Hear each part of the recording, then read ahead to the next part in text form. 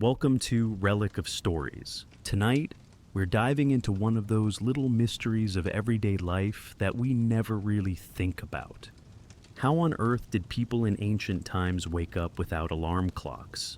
Think about it for a moment. No buzzing phones, no ticking clocks, no snooze buttons. Just a world lit by fire, candle, and sunlight.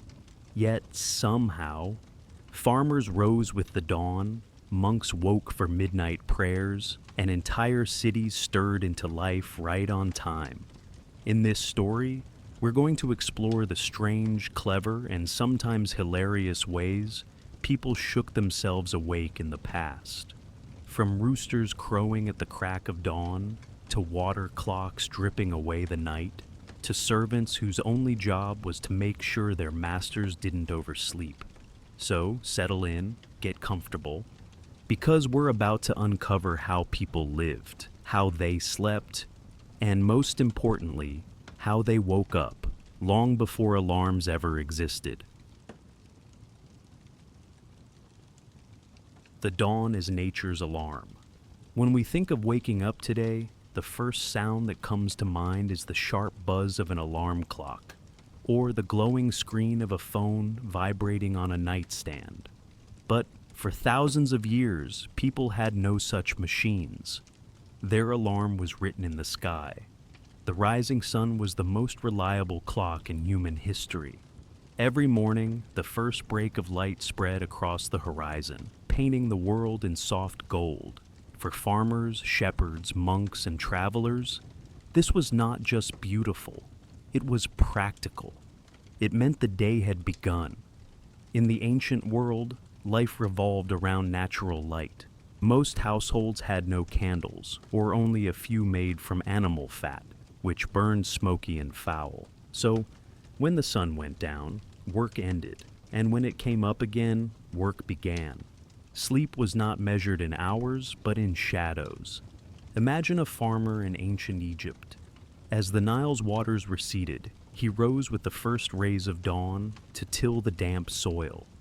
There was no option to sleep in. The crops demanded attention, and the sun's heat would soon grow unbearable. The cool hours of early morning were precious, and so the sunrise became his daily alarm. The same was true in Europe's medieval villages. A peasant might fall asleep soon after dusk, exhausted from labor in the fields. Roosters crowed, dogs barked, and by the time the first gray light touched the horizon, the village stirred awake. The rooster's call became legendary, but the true master of time was the dawn itself. Monks and religious communities had their own strict routines. In Benedictine monasteries, the rhythm of prayer was tied to the sun. The first service, known as matins or vigils, often took place deep in the night, but lauds, the morning prayer, was timed with daybreak. When light entered the narrow stone windows, it was time to rise, chant, and pray. Ancient literature also reflects this dependence on dawn. Homer's Odyssey famously describes rosy-fingered dawn appearing again and again, as if to remind listeners that this cycle of waking and sleeping was eternal. The very language of poetry treated sunrise as an event, a marker, a daily miracle. But waking with the sun wasn't just cultural, it was biological. The human body is wired to respond to natural light. As dawn approaches, even before your eyes open, light filters through the eyelids and begins to suppress melatonin, the hormone of sleep. Cortisol levels rise, nudging the body awake. In a world without artificial light, this rhythm was even stronger. People's sleep cycles were locked tightly to the path of the sun. In Northern Europe, this created dramatic seasonal shifts. In summer, dawn could arrive before 4 in the morning, dragging farmers from their beds long before modern people would even dream of waking. In winter, when the sun lingered below the horizon until late morning, people slept longer, or relied on fire and lamps to begin work in darkness. Time was elastic, shifting with the seasons. The Roman world had its own ways of marking sunrise. Writers like Pliny the Elder and Vitruvius noted how daily routines began at cock crow or at first light. Markets opened with dawn, and legal business was often conducted in the early morning. The Senate could meet before midday, which meant senators had to be awake long before.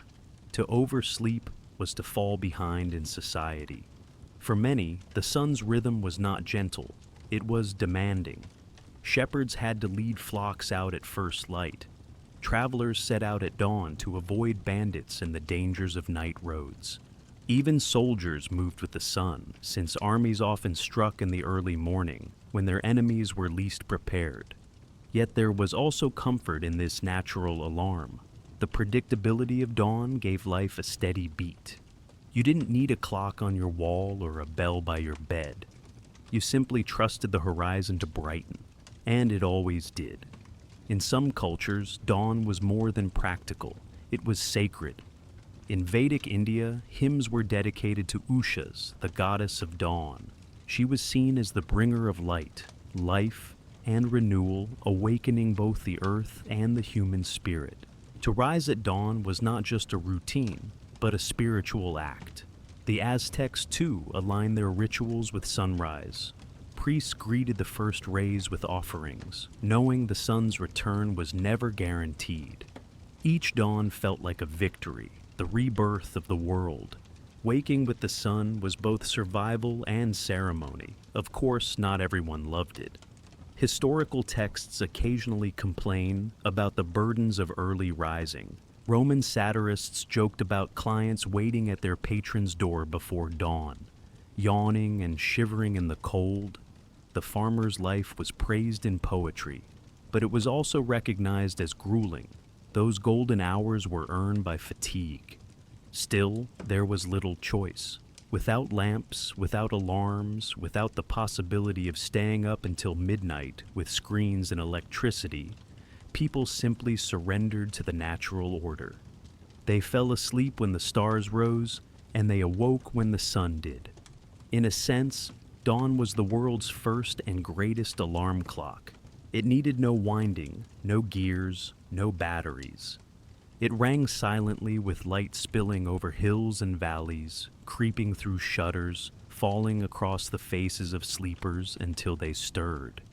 And unlike the alarms we know today, you could not snooze it. The sun rose whether you wanted it to or not.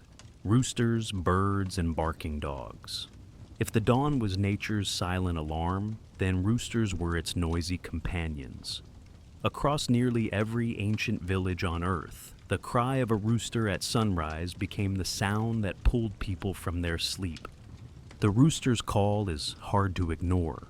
Sharp, repetitive, and strangely insistent, it slices through the quiet of early morning. For farmers and peasants, it was the signal that the day had begun, whether they wanted it to or not. The habit of the rooster was so consistent that cultures around the world began to describe time itself in terms of cock crow. In ancient Rome, the night was divided into watches, and one of them was literally called Gallicinium, the cock crow. It meant the hours just before sunrise, when the first birds began to stir. Roman soldiers knew it well, for that was often when night guards were changed. In Christian tradition, the rooster became a symbol not just of dawn, but of vigilance and even guilt. The Gospels tell of Peter denying Christ 3 times before the cock crowed. For centuries, church towers across Europe were crowned with rooster-shaped weather vanes, a reminder that the bird's call marked both the start of a new day and the need to stay alert. But roosters weren't the only natural alarms. Villages were full of sounds that stirred sleepers awake. Dogs, kept as guards and companions, barked when strangers passed in the night, or when the village itself began to stir. Their howls often echoed long before sunrise, forcing light sleepers to rise whether they liked it or not. Then there were the smaller birds, the sparrows, swallows, and blackbirds. As the light of dawn touched the rooftops and hedges, their chatter filled the air. In medieval England, the dawn chorus was not a romantic idea, but a daily fact of life. The moment windows began to glow, the trees outside became alive with wings and noise. Ancient writers noticed this too. Aristotle, observing the natural world, remarked on how birds grew restless at first light, their songs breaking the silence. Pliny the Elder catalogued which animals stirred at dawn and which remained asleep, treating the rooster's crow as the most dependable signal of all. For many people, this meant you didn't need to own a clock or even look at the sky. The animals told you when to rise. If the rooster crowed, if the dogs barked, if the birds sang, then morning had come. Your body simply learned to trust their voices. Of course, not everyone welcomed it. Medieval complaints survive about noisy animals disrupting sleep. Some towns even passed laws about keeping pigs or roosters too close to neighbors as their noises carried through narrow streets. Even then, the human desire to sleep just a little longer clashed with the natural alarms of village life. Still, animals had their own sense of timekeeping that humans leaned upon. The rooster's crow was so iconic that it became part of folk belief. In parts of Europe, it was said that evil spirits fled when the cock crowed, unable to withstand the arrival of day. The rooster was not just a farmer's alarm. It was a guardian against the night. In Japan, the rooster was linked to the sun goddess Amaterasu. Legend tells that when she hid in a cave, plunging the world into darkness, the rooster's crowing helped lure her back out, returning light to the world. Thus, the bird's call became tied not just to morning, but to the very rebirth of life each day. For travelers, roosters and dogs could be both a blessing and a curse. Arriving late to a village, they would find the animals restless, barking and crowing at strangers. But in the morning, those same creatures were the first to announce that it was time to move on, often long before the traveler felt ready. Even in cities, the pattern held. Markets opened at dawn, and the noise of animals filled the streets. Carts creaked, oxen bellowed, and somewhere nearby, a rooster shouted the arrival of day. It was not a gentle world for sleeping late, so while the sun set the stage, it was the animals who sounded the alarm. Roosters crowed, birds sang, dogs barked, and people woke. It was a chorus as old as civilization, one that never relied on gears, springs, or batteries, only instinct. And for countless generations, that was enough. The water clocks of ancient Greece and Rome. Imagine waking not to a rooster's crow or the rising sun, but to the gentle sound of water dripping into a vessel. For the ancient Greeks and Romans, this was more than a poetic idea. It was a working reality. They called it the clepsydra, meaning water thief. It was one of humanity's first true timekeepers, long before gears and pendulums existed. By carefully controlling the flow of water, these devices could measure the passage of time with surprising accuracy. The principle was simple. A vessel filled with water would drain at a steady pace through a narrow hole. Or, in another design, water would drip into a container, gradually raising the level. As the water moved, it marked time. A few minutes, an hour, sometimes even longer. The Greeks first developed clepsydras for the courts. In Athens, public trials were limited in length, and speeches had to be carefully timed. The water clock became the judge's invisible hand, deciding when a lawyer's words must end. When the vessel emptied, the argument was over, no matter how important the final point might be. This created a world where even justice itself was bound to dripping water. Athenian citizens, gathered in the courts, grew familiar with the steady sound of time running out. It was perhaps the earliest instance of people complaining, "My time is up." But beyond the courtroom, the water clock had other uses. Astronomers used them to track the heavens. Doctors measured doses and treatments by them. And gradually they began to enter daily life as a tool for waking and working. In Rome, engineers improved the design. They built elaborate clepsydras with floating dials and small markers to show the hours. Some were so complex they could even ring a bell or trigger a whistle when the water reached a certain point. A mechanical alarm, powered not by springs but by the slow persistence of dripping water. Imagine a wealthy Roman household in the 1st century. A servant fills the clepsydra before bed, adjusting the flow so that by dawn the water reaches a certain level. At that moment, a signal sounds, or the vessel overflows, making enough noise to stir the master awake. No rooster required. These devices were more than practical. They were status symbols, marvels of engineering that displayed knowledge and wealth. Owning one was to demonstrate control over time itself, something that had long belonged only to nature. Writers of the age admired them. Vitruvius, the Roman architect, described in detail how water clocks worked, praising their ingenuity. Pliny the Elder included them in his encyclopedic natural history, noting their role in marking hours in places where sundials failed. For in cloudy weather or in the dead of night, the sun was no guide, but water never ceased to flow. Clepsydras also played a role in the military. Roman soldiers on watch could divide the night into measured shifts, ensuring no man slept too long. The steady drip of water told them when to change guard. In a camp, surrounded by silence and shadows, the water clock became the heartbeat of discipline. Not all designs were humble. In Alexandria, great water clocks stood in public squares, decorated with statues and moving figures.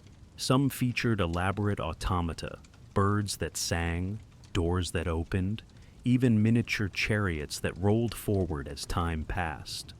These were not just tools, but spectacles. Time made visible, dramatic, and theatrical. For ordinary people, the clepsydra remained rare, often limited to temples, courts, or wealthy homes. Most still woke with the sun or the animals. But for those who could afford it, the idea of a controlled, measured wake-up was revolutionary. It marked a step toward the modern alarm clock. And yet, there was something fragile about it. Water could spill, leak, or freeze. A small crack, an uneven hole, and the flow would change, throwing off the timing. Slaves and servants were often tasked with guarding and refilling the devices, making sure the rhythm of time did not falter in the night. Still, the water clock endured for centuries. From the Athenian courts to the Roman Senate, from barracks to villas, it dripped away, steady and patient. It was a quiet reminder that time could be captured, measured, and even used to wake a sleeping human from their dreams. And in a world where roosters crowed, bells rang, and dawn itself broke without fail, the clepsydra was humanity's first attempt at building a timekeeper of its own, an invention that echoed the flow of rivers, the rhythm of life, and the endless march of hours. Servants, slaves, and human alarm systems. In the ancient world, time was not kept only by the movement of shadows or the dripping of water through narrow vessels, but also by human hands and voices. For those who were wealthy or powerful, the responsibility of rising at the correct hour was rarely their own. Instead, that burden fell on the shoulders of servants, slaves, and household attendants whose lives were measured not by their own rhythms, but by the needs of their masters. Imagine a Roman villa at dawn, its tiled roof catching the first glow of sunlight as the countryside slowly stirs awake. The master of the house, a senator or wealthy merchant, does not open his eyes at the rooster's call. He does not shuffle about to check the hourglass or step outside to gauge the light of the rising sun. Instead, he remains still, resting on cushions of wool and linen while a slave stands quietly at the threshold, waiting for the appointed moment. With a whisper, a touch on the shoulder, or sometimes a firm shake, the master is roused, not by nature, but by another human being. This practice was widespread across ancient societies, from Greece and Rome to Egypt and beyond. In every place where wealth created hierarchies, the duty of timekeeping and, more importantly, the duty of waking was often delegated downward. To be awakened by another person was not merely a convenience, it was a symbol of status, a reminder that one's life was cushioned against the ordinary struggles of daily existence. In Roman households, this task often fell to the familia, the network of slaves and freedmen who carried out every detail of domestic life. Some were cooks, some were scribes, others cared for children or managed estates. Among their many roles, there were those assigned specifically to wake their masters. Ancient writers mention the cubicularius, a chamber servant whose job was to attend to the bedroom. These individuals ensured that their master's night was undisturbed, that lamps were extinguished, and, most importantly, that the morning began precisely when it was supposed to. How did they know when that moment had come? In the absence of a clock's mechanical tick, they relied on other signals. Some gauged the time by the dim light of dawn, slipping through cracks in shutters, or by the changing noises of the household and the street outside. Bakers, whose ovens blazed long before sunrise, filled the air with early sounds and smells. Roosters crowed. The footsteps of laborers heading to fields or markets echoed faintly in alleyways. Slaves were trained to sense these rhythms, aligning them with the expected routines of the household. But there were also more precise methods. In households that owned water clocks, those ingenious devices where time was measured by the steady flow of water, slaves could check the passing hours and wake their masters accordingly. A drop too many, and the punishment could be severe. It was not a duty taken lightly, for the master's entire day of meetings, court appearances, or rituals might depend on the accuracy of that wake-up. In ancient Greece, similar systems existed. Wealthy Athenians might depend on young attendants or household slaves to wake them in time for early visits to the agora, the bustling marketplace where politics, philosophy, and trade intertwined. A missed morning could mean a missed opportunity, and so the task of waking was essential. In some accounts, it was even considered a trusted position, for to control a man's waking was to hold sway over the beginning of his day. In Egypt, where sunlight was abundant and temples ordered daily life, attendants often woke their masters to align with religious obligations. Priests needed to rise for rituals timed to the rising of the sun or the appearance of stars. Servants, therefore, acted almost as living alarm bells, ensuring that prayers and sacrifices occurred at their appointed hours. Not all methods were gentle. Ancient sources suggest that some servants were instructed to use water to rouse their masters, sprinkling or even pouring it lightly upon the face or hands. Others might clap, sing, or call loudly. In more theatrical households, musicians or flute players could be employed to play at dawn, filling the rooms with sound until their master stirred. What to us might seem like a luxury was, in many cases, routine for the privileged. This system of human alarms was not restricted only to the private sphere. In the Roman military, for example, waking the troop was the responsibility of appointed men. The signifer or hornblower might sound the call at daybreak, but in smaller units, it could be the duty of ordinary soldiers to rouse their comrades at the proper time. A man oversleeping could delay an entire march or battle formation. So strict rules applied.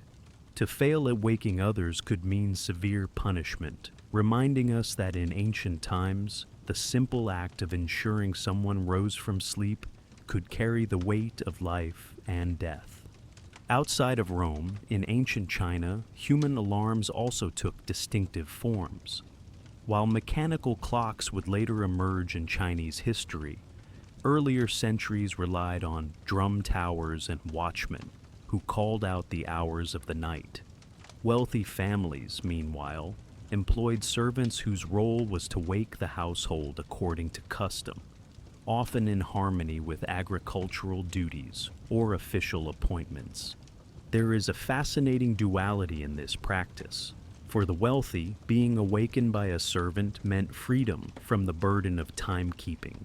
For the servant or slave, however, it meant that their own rest was always subordinate to another's, to wake before dawn, to stay alert for subtle signs of morning, and to approach the bedchamber with precision. This was labor, invisible but constant. The master's rest was purchased at the cost of the servant's sleeplessness. This human alarm system also reveals how deeply social structures were tied to the measurement of time. The poor, who had no servants, relied on natural cues, roosters, sunlight, or the noise of neighbors. But the wealthy externalized this responsibility, transforming another human into a living instrument of time. One might almost say that the servant was the earliest form of a snooze button, adjusted according to the whims of the master. If a man wished to rise later, the servant could be ordered to wait, standing silently by until his master decided the morning had come. Historical anecdotes remind us that such practices could even become moments of tension. A master awakened too roughly might punish the servant. A master awakened too late could punish them even more severely.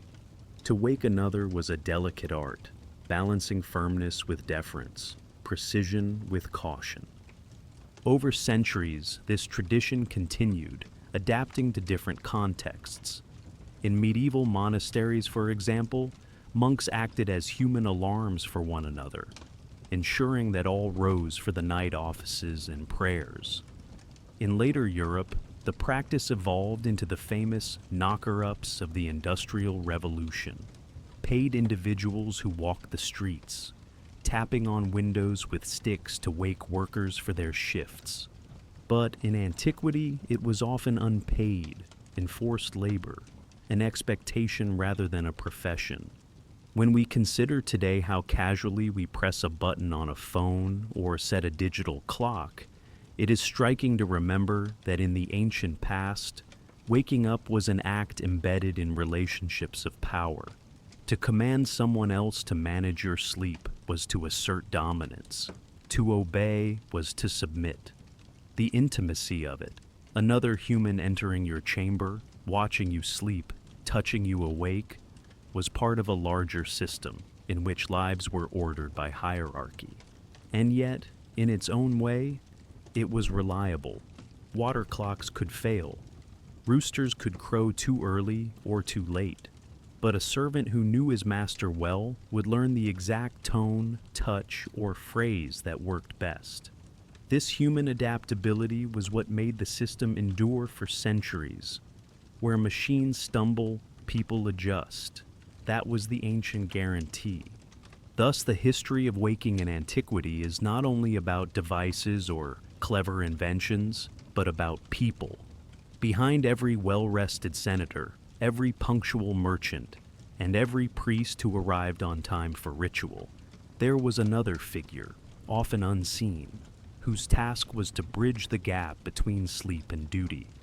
These silent guardians of the morning were the original alarms, living embodiments of time itself, carrying in their whispers and touches the first moments of every day. Monastic bells and religious wake-ups. Across the long arc of history, before mechanical clocks and before the modern shrill alarm could jolt someone awake, religion played one of the most powerful roles in shaping human time. In monasteries scattered across Europe, in abbeys carved into hillsides, and in humble cloisters hidden behind thick stone walls, men and women of faith lived according to a strict rhythm that was not measured by the sun or their own convenience, but by sacred obligation. This rhythm was enforced not by a personal device on a bedside table, but by bells that called them to rise, to pray, and to surrender their bodies and minds to a higher order of time. The bell was more than just a sound. It was a command. It pierced silence with authority, reminding every monk that life inside those walls was not his own. When the bell tolled, whether in the deep silence of night or the pale quiet of dawn, it signaled that God's time had arrived. There was no question of turning over and pulling a blanket tighter. A monk who ignored the bell was neglecting his vow and betraying the very order he had sworn to follow. Thus, the monastic bell was perhaps one of the earliest and most consistent alarm systems in human society, designed to wake not just the body, but the soul. The routine of these wake-ups was shaped by the canonical hours, the sacred divisions of the day that had been established centuries earlier and refined over time. Monks were expected to rise at set intervals, often in the dead of night, to perform vigils and prayers. One of the most demanding calls was matins, often around midnight, when weary bodies had barely surrendered to sleep before being summoned back into the chapel's cold stone embrace. Later, as dawn approached, the bell would ring again for lauds, welcoming the new day with chants of praise. This pattern continued throughout daylight, but it was these nocturnal and early morning calls that tested endurance most. Imagine the life inside a Benedictine monastery in the 9th century. The bell might hang in a wooden tower above the cloister, its rope thick and rough to the touch, worn smooth by the hands of countless brothers who had pulled it for generations. In the stillness of midnight, one monk, appointed for the duty, would climb to the belfry, brace his legs, and heave the rope downward.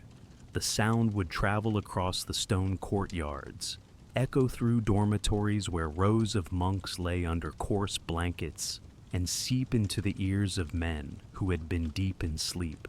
Within moments, the dormitory would stir, bodies rising stiffly, sandals scraping the floor, habits pulled hastily over weary shoulders. This ritual, repeated endlessly, shaped not only the sleep patterns of monks, but also their relationship with discipline itself.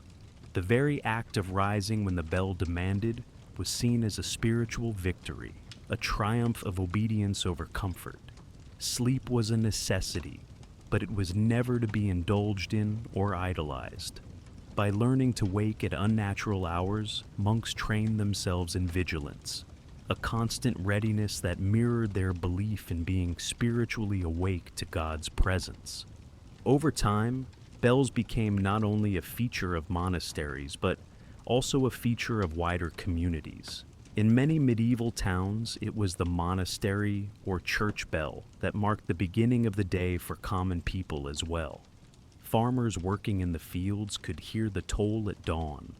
Craftsmen in their workshops paused at the sound of noon prayers, and households listened for the evening call of vespers. In this sense, the monastic alarm system extended far beyond cloistered walls, becoming a public measure of time long before the invention of civic clocks. But within monasteries, the discipline was most intense. Waking was not always voluntary or easy.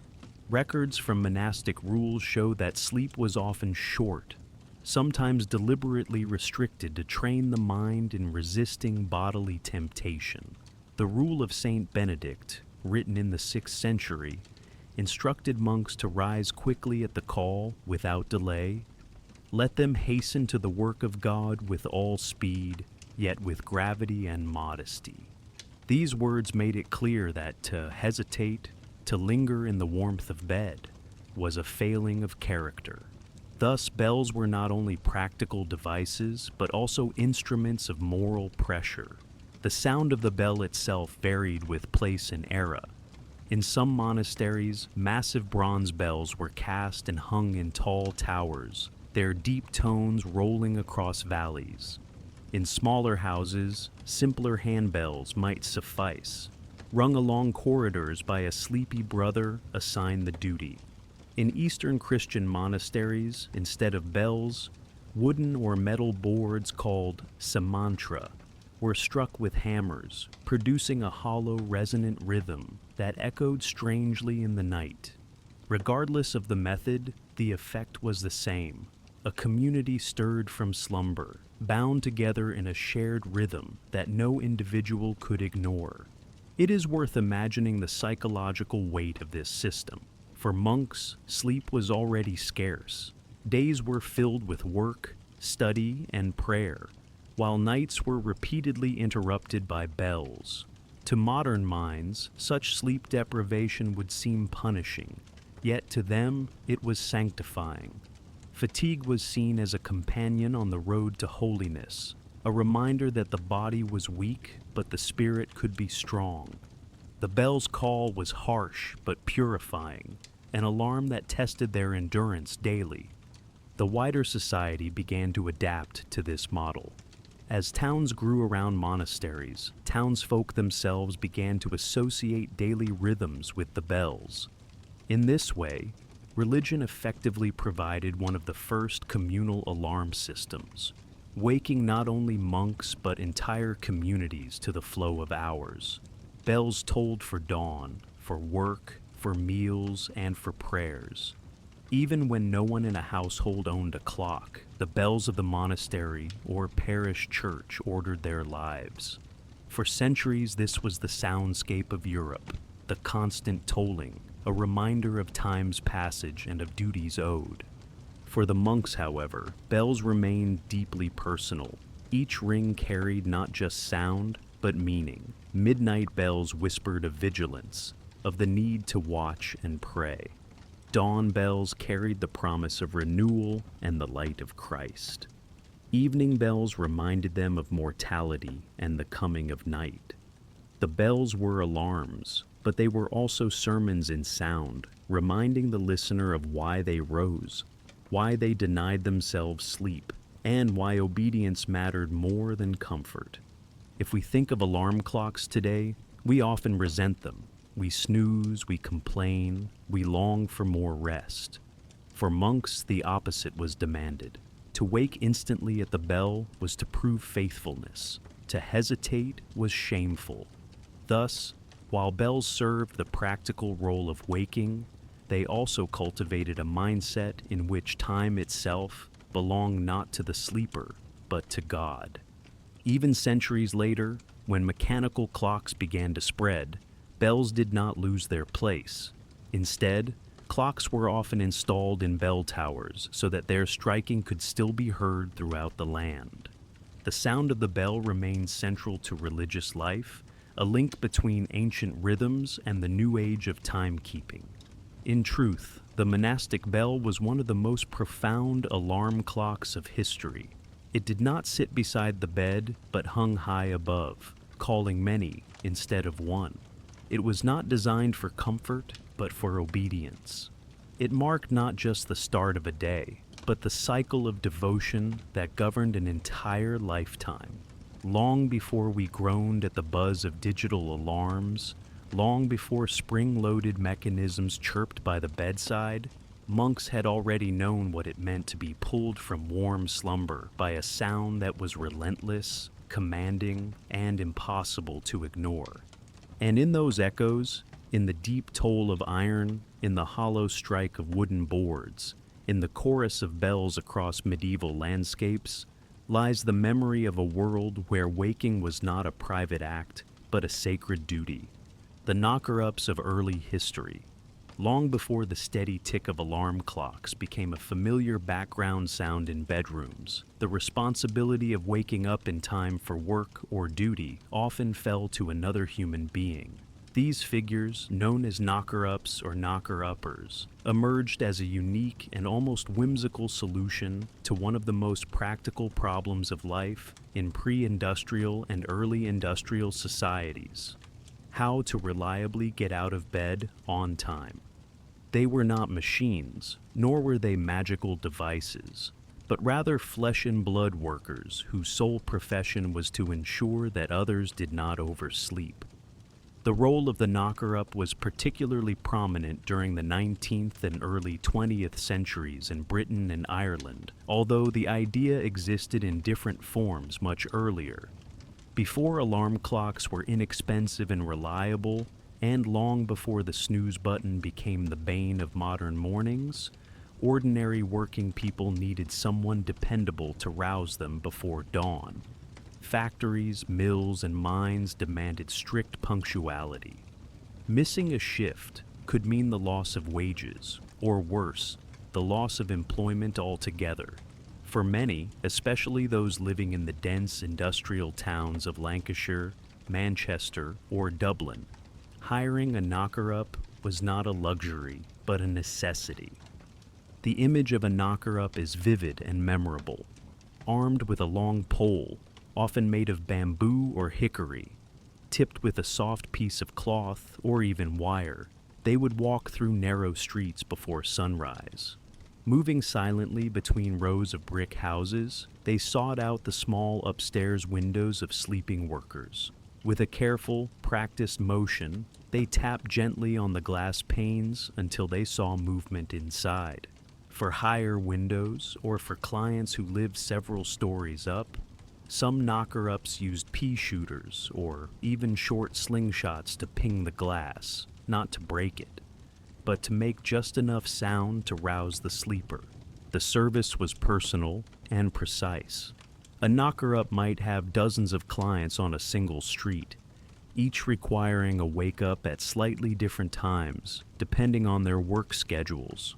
Some needed to be roused at 3 o'clock in the morning to begin long shifts in factories. Others required a later call for market duties or clerical work.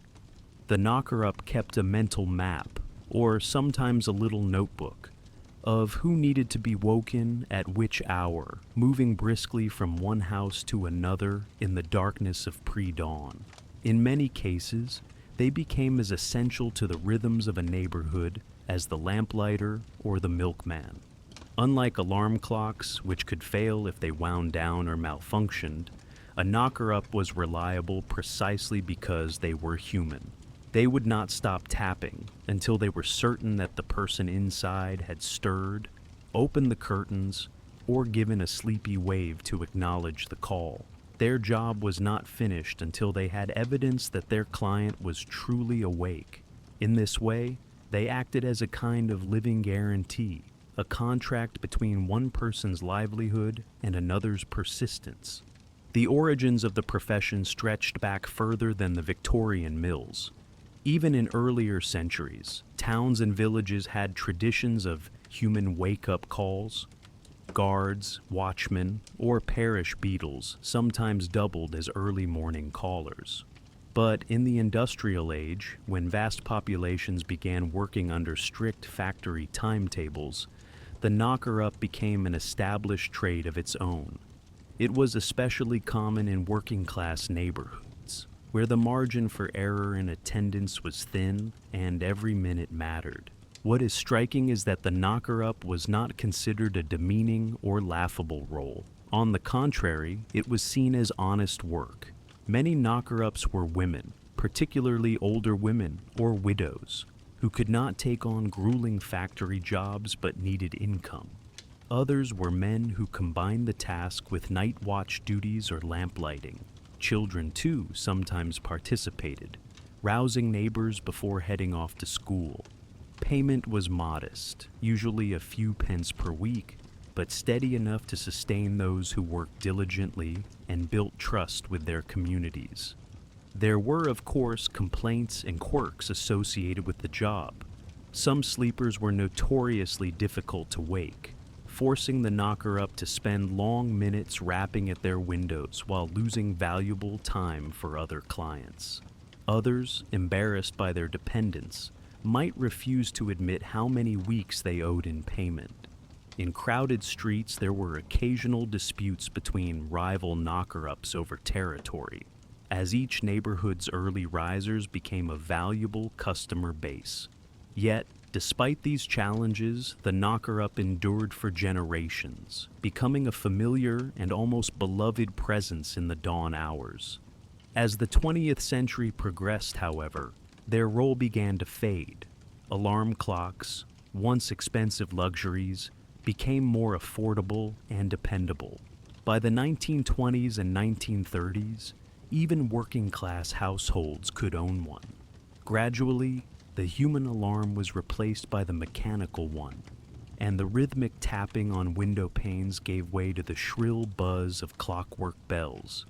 By mid-century, the profession had all but disappeared, remembered mainly in anecdotes, photographs, and local histories. Yet the story of the knocker-ups lingers in cultural memory because it highlights something profound about human societies. Our ingenuity in solving practical problems with whatever means are available. Where there was no technology, there was trust in people. Where there was no automation, there was community. The knocker-up reminds us that waking up was once not a solitary act of pressing a button or silencing a phone, but a shared experience between neighbors, tied to the rhythms of labor, livelihood, and survival. Today, their memory survives in folk stories, songs, and museum exhibits. A handful of preserved pea shooters and knocker-up poles sit behind glass cases in British heritage centers. Curiosities from a world that now seems impossibly quaint. But for those who lived in that era, the knock at the window was anything but quaint. It was the sound that ensured food on the table, wages in the pocket, and another day's labor begun on time.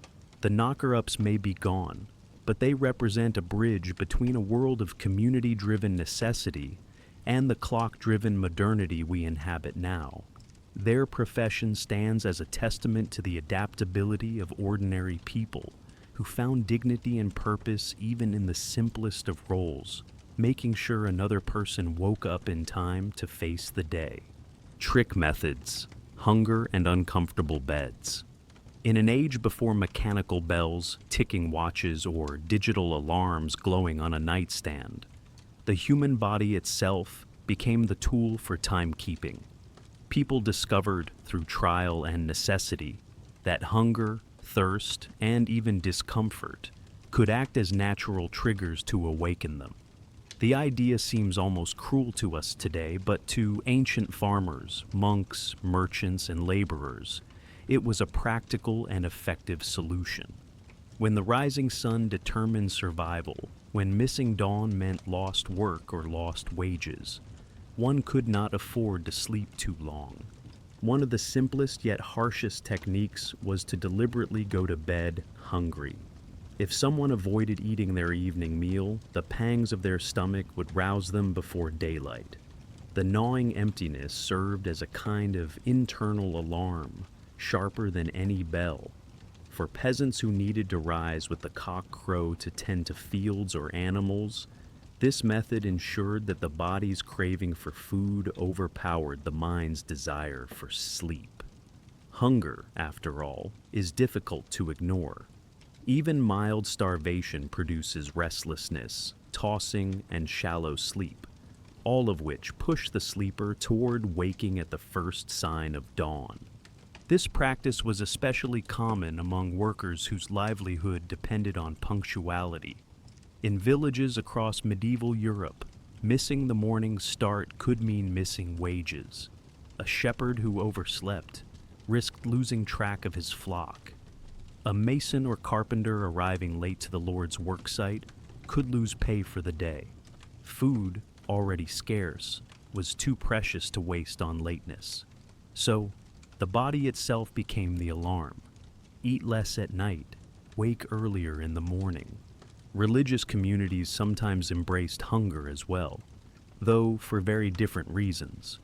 In monasteries, fasting was both spiritual discipline and practical aid to rising early for prayers. Monks who abstained from a hearty supper often found themselves awake before the bell. What looked like ascetic sacrifice also doubled as a natural timekeeping system. A body kept slightly uncomfortable, either through hunger or hard sleeping conditions, was more responsive to the rhythms of communal life. Yet hunger was not the only tool. Across many cultures, sleepers relied on uncomfortable beds to prevent deep, lingering rest. Today we imagine the luxury of soft mattresses, thick blankets, and cushioned pillows. But for much of history, such comfort was rare. Many people slept on straw mats, animal hides, or even bare floors. Instead of resenting the hardness, some deliberately chose it. A bed too soft might invite oversleeping, while a bed too rough made waking easier. Consider the straw pallet, thin layers of dried stalks stuffed into a sack or spread on the ground. After a few nights, the stalks stiffened, poked, and rustled with every movement. Sleep was possible, but never deep enough to forget the dawn. Ancient accounts suggest that soldiers on campaign, monks in cloisters, and peasants in cottages all recognize the benefit of such half-rest. When one never fully sinks into slumber, rising at the required hour becomes natural. Some methods were even harsher. Travelers in nomadic cultures sometimes placed small stones beneath their sleeping mats. The subtle pressure against the body created just enough irritation to prevent sinking into heavy sleep. In Asia, certain monks were known to sleep sitting upright, their heads supported by wooden rests, precisely to avoid the temptation of long slumber. The reasoning was simple. If comfort breeds laziness, discomfort breeds alertness. Hunger and hard beds were not only physical tricks, they also carried symbolic weight. A hungry body reminded its owner of mortality, of the fragility of life dependent on food. A rough bed echoed spiritual lessons about rejecting luxury. For some, especially within religious traditions, waking early was not just practical, but moral. The body was trained, disciplined, even punished to align with higher duties. Rising before dawn was framed as a victory over weakness, an act of devotion. Even outside monasteries, such practices had psychological power. Farmers who fasted lightly before harvest, sailors who slept in cramped hammocks, or laborers lying on mats beside their tools, all found that the discomfort tied their minds to the task ahead. The body became a calendar of flesh, ringing with signals of need and readiness. Sleep was never simply private rest. It was a preparation for work, worship, or survival. From a modern perspective, these methods seem grim. Who would willingly go to bed hungry, or choose to lie on straw that scratches the skin? Yet we must remember the context. In a world without alarms, every dawn was a test of discipline. Comfort was a luxury, not a guarantee. Survival often required the clever manipulation of the body itself. In hunger and discomfort, ancient people found a strange ally, one that pulled them out of dreams and back into the rhythms of life. These strategies remind us how resourceful humanity has always been. Deprived of technology, people turned inward, making the body its own clock. Hunger growled like a morning bell. Hard beds prodded like an impatient hand. The sleeper awoke not to the chirp of a phone, but to the stern call of flesh and bone. Strange though it seems, it worked, and in many ways, it still could.